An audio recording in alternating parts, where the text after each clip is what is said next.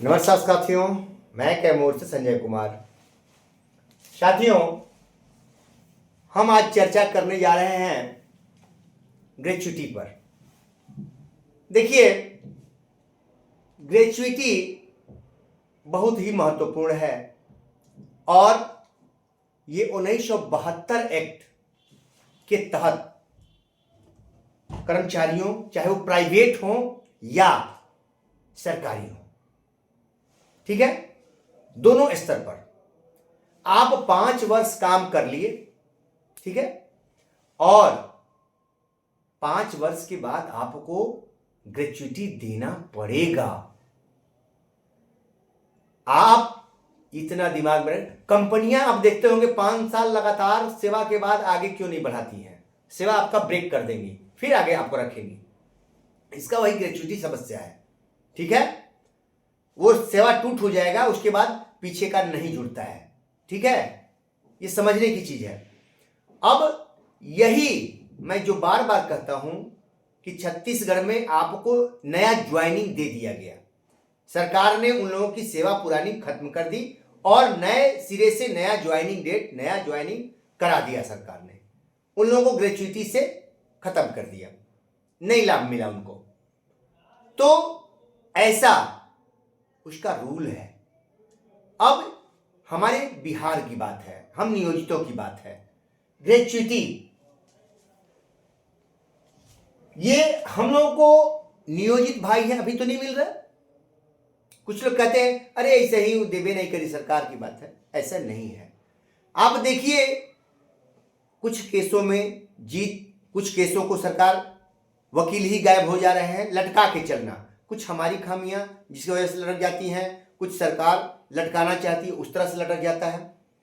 तो कहने का मतलब है, सरकार सक्षमता का इंतजार कर रही है। सक्षमता जो ही ऑफ होगा, खत्म हो जाएगा, तो ही ग्रेच्युटी ऑन हो जाएगा।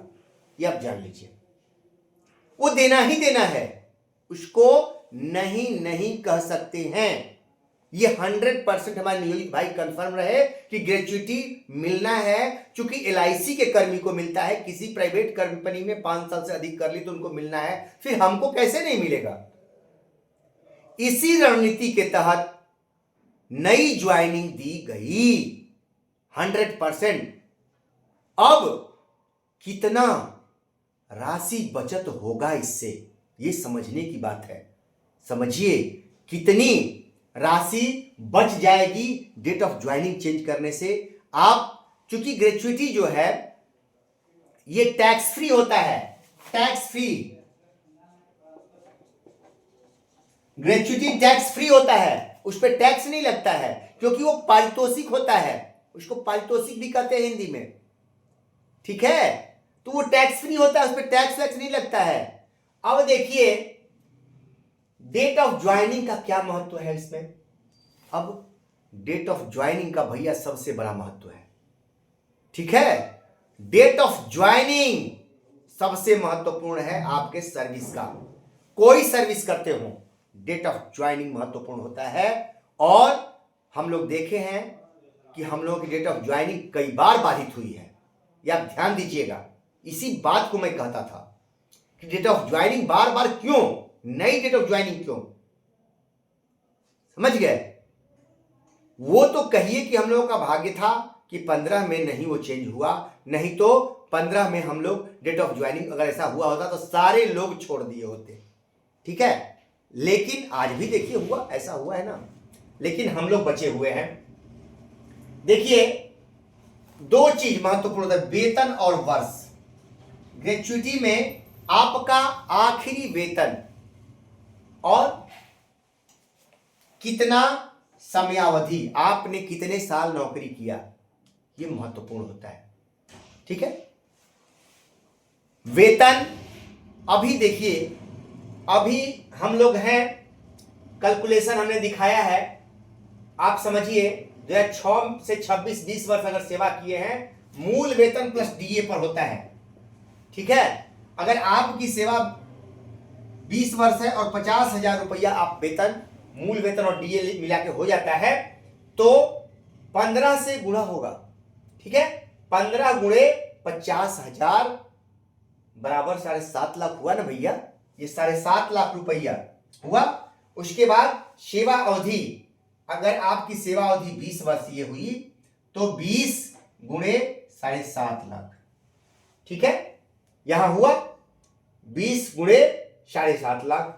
इस पे अगर गुणा कीजिएगा तो 1.5 करोड़ आएगा, और भागे इसमें 26 से दिया जाता है। क्योंकि ये 26 क्या है, समझने की बात है, ये 26 क्या है, जो महीने में आप सेवा करते हैं, नौकरी करते हैं ना, तो उसमें 4 लगभग अतवार या 5 अतवार आ जाते हैं, तो औसत 5 या 4 मान के चले कि माइनस हो जाता है, 4 माइनस कर दिया जाता है। 26 दिन ही आप नौकरी करते हैं, वही ये 26 है। तो इसमें 26 से भाग दीजिएगा तो ये 5,76,923 रुपये आता है। समझ गए, ये 20 वर्ष और मात्र 50,000 पर। अब देखिए, ये यहां बड़े बड़े जो दिमाग वाले बैठे हैं, उन लोगों ने देखा कि ये तो 7वां वेतन में है भैया, 8वां वेतन अगर जाएगा तो ये 1 लाख से ऊपर चला जाएगा सैलरी बहुत लोगों का, डीए प्लस सैलरी, बहुत लोग 1 लाख से ऊपर में रिटायर करेंगे। बात समझिए। तो उस समय तो इनकी सेवा चूंकि कितने लोगों की 30-30 साल हो जाएगी, तो यहां पे बहुत बड़ी समस्या हुई। समझिए, यहां सरकार को लगा यदि ये तो इतना राशि हो जाएगा और ग्रेजुअली आईडी तो कल देना ही है, उसको हम टाल नहीं सकते हैं। तो उसके लिए डेट ऑफ ज्वाइनिंग आपका माइनस करने की हुआ कि इनका डेट ऑफ ज्वाइनिंग कैसे चेंज किया जाए ताकि इनको आभास भी ना हो। समझिए बात को, कितना प्यार से आपकी डेट ऑफ ज्वाइनिंग ले ली गई, पूर्व की सेवा आपकी समाप्त। अब देखिए, अगर आप 8वां वेतन पाते हैं तो आपकी सैलरी में उछाल आएगा जबरदस्त, ये सत्य है, जबरदस्त उछाल आएगा, और 1 लाख वेतन से कितने लोग रिटायर होंगे, ये सत्य है। तो जब 1 लाख वेतन वाले कितने लोग हो जाएंगे और 30 साल नौकरी वाले हो जाएंगे, तो भैया देख लीजिए, यहां 1 लाख गुणे 15, 1 लाख गुणे 15, 15 लाख, और 15 लाख भागे 26, 57,692 रुपया हुआ। इससे 30 से गुणा कीजिएगा तो 17,30,769 रुपया आपका ग्रेच्युटी बन जा रहा है। समझ लीजिए भैया, हम लोग आज लोग पुराने लोग रिटायर हो रहे हैं तो कहते हैं इतना पैसा मिल गया, 40 लाख 50 लाख 60 लाख कहते हैं ना, कहां से मिल गया? सिर्फ उसमें जीपीएफ नहीं, वही सिर्फ नहीं मिलता है, अरे भैया इसमें ये भी जुड़ा होता है और इस पर टैक्स फ्री होता है, कोई टैक्स भी नहीं कटता है। समझिए बात को। इसीलिए ये 17 लाख एक आदमी पर जो चले गए, ये 17, उनको 2 साल 4 साल सर्विस होगा तो कहानी खत्म। जो 5 साल से नीचे सर्विस है, 5 वर्ष से नीचे सर्विस है, उनका तो 0, कहानी खत्म हो गया। अब जिनका 1 साल 2 साल ज्यादा है तो मामूली 50,000 60,000 1 लाख बस यही मिलेगा। यही राशि बचाने के लिए आपको नई ज्वाइनिंग दी गई, और ईपीएफ का डेट ऑफ ज्वाइनिंग से वो बचाने के लिए ये नया डेट ऑफ ज्वाइनिंग दे दिया गया, डेट ऑफ ज्वाइनिंग दे दिया गया मेरे भैया, कि आप नई नौकरी में आ जाओ, वो पुरानी सर्विस छोड़ दो और आपका ये ग्रेच्युटी समाप्त हो जाएगा, कहानी खत्म। समझिए बात को, कितना बड़ा साजिश, कितना बड़ा चाल। 8वां वेतन किसी कीमत पर हमको नहीं लग रहा है कि मिलने वाला है, क्योंकि 8वां वेतन में बम्पर बढ़ोतरी हो जाएगी, और ये सारी चीजें डेट ऑफ ज्वाइनिंग अगर दे दिया जाए, इसीलिए निरंतरता नहीं दिया जा रहा है।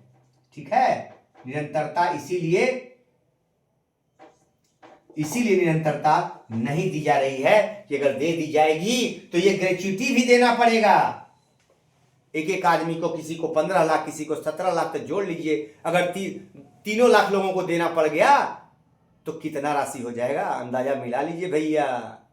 और जो नए गए हैं 2-4-5 साल सर्विस, उनकी भी सर्विस जोड़ के वो लंबा हो जाएगा। तो ये ग्रेच्युटी बचाने के लिए आपको नई ज्वाइनिंग दे दी गई है। जो लोग कह रहे हैं, तो भैया नई ज्वाइनिंग का मतलब ही नहीं निकलता है, नई ज्वाइनिंग का कोई मतलब नहीं है। सरकार के पास तो पावर है, इतना क्या करना है? वो तो आपके पुराने सर्विस में 9300 दे सकती है ना, दे दो भैया, क्या दिक्कत है?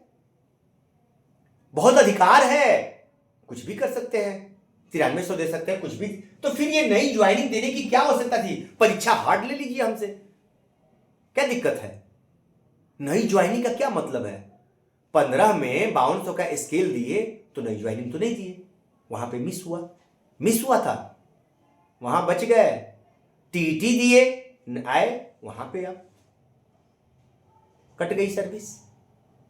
आप देखिए, हमने यही तो, कई राज्यों के शिक्षकों से जो बात होती है, हमने यही तो ग्रहण किया है, सच्चाई से वाकिफ हो गए। इसलिए हम कह रहे हैं, अगर दे दे, अगर हम नियोजित ये जंग लड़ रहे हैं, अगर सरकार दे दे तो हमारे भाइयों को कोई हमको दिक्कत नहीं है। हमारे जंग से अगर आपको लाभ हो जा रहा है तो हमें कोई परेशानी नहीं है।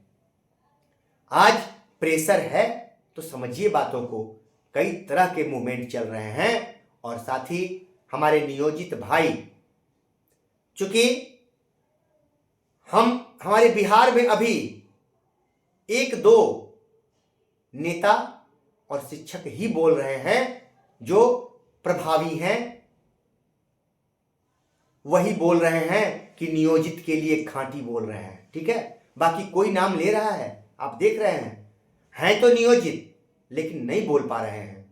वही मैं चाहता हूं कि खुल के बोलिए नियोजित के लिए। अरे जब नियोजित को मिल जाएगा तो भैया उनको भी देश सरकार, हम रोक कहां रहे हैं? लेकिन हमको पहले मिलना चाहिए ना, हमारा अधिकार पहले है, तो हमारा अधिकार छीन लीजिए, ये संभव है नहीं, क्योंकि संविधान है और हम संविधान के पुजारी हैं, क्योंकि हम शिक्षक हैं, ठीक है? हम चाणक्य हैं।